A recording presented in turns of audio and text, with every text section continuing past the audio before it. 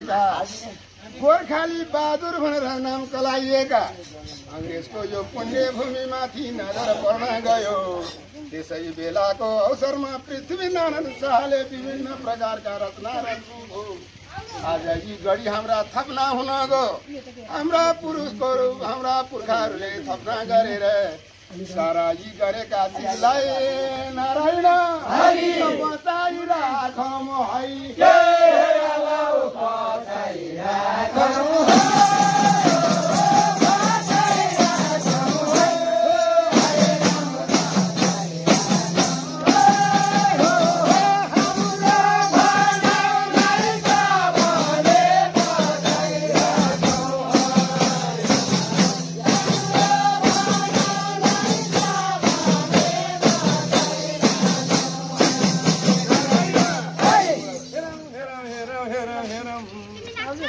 आज सिन्धुली गढीमा आएर हेर्दा यो इतिहास हाम्रो स्मरणमा आयो। अंग्रेज फौजहरू तलबाट आउने नेपाल राज्य लिनका लागि नेपाली गोर्खाली फौजहरू माथिबाट अरियालका गोला खन्याउनु, सिधुको लपेटाले हान्नु, भिरमा लखेट्नु यी आदि कारणबाट आज यो मुलुक बन्न गएको छ। यस्तो यो सुन्दर शान्त नेपाललाई नारायण राम राम राम राम माया गरिदेऊ।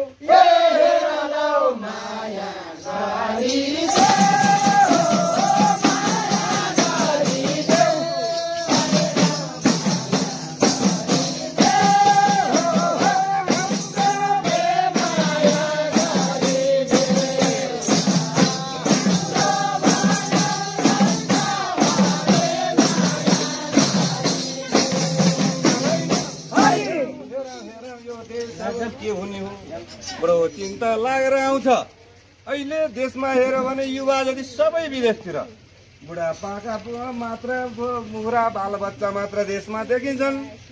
आज यो अवस्थामा युद्ध हुने हो भने के होला? हाम्रो हिजो सबै युवाहरू युद्धमा होमिन्थे, देशको लागि मर्न पछि पर्थेनन्।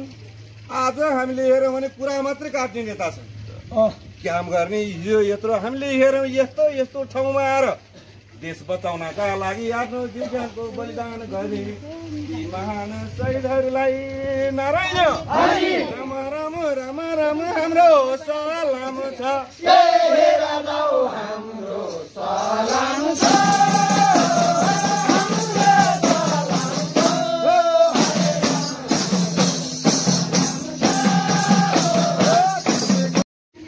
दोहोरो भिडन्त हुँदा अंग्रेज फौजका सारा हात हतियार गोर्खाली फौजले आफूले कब्जा गरेर यो देशलाई बचाएको इतिहास साक्षी छ। आज यो ठाउँमा आएर हामीले पनि 2-4वटा भजनहरू देशप्रति गाउन पाउँदा सबै हामी भक्तजनहरू नारायण राम राम राम राम हर्षै हर्षले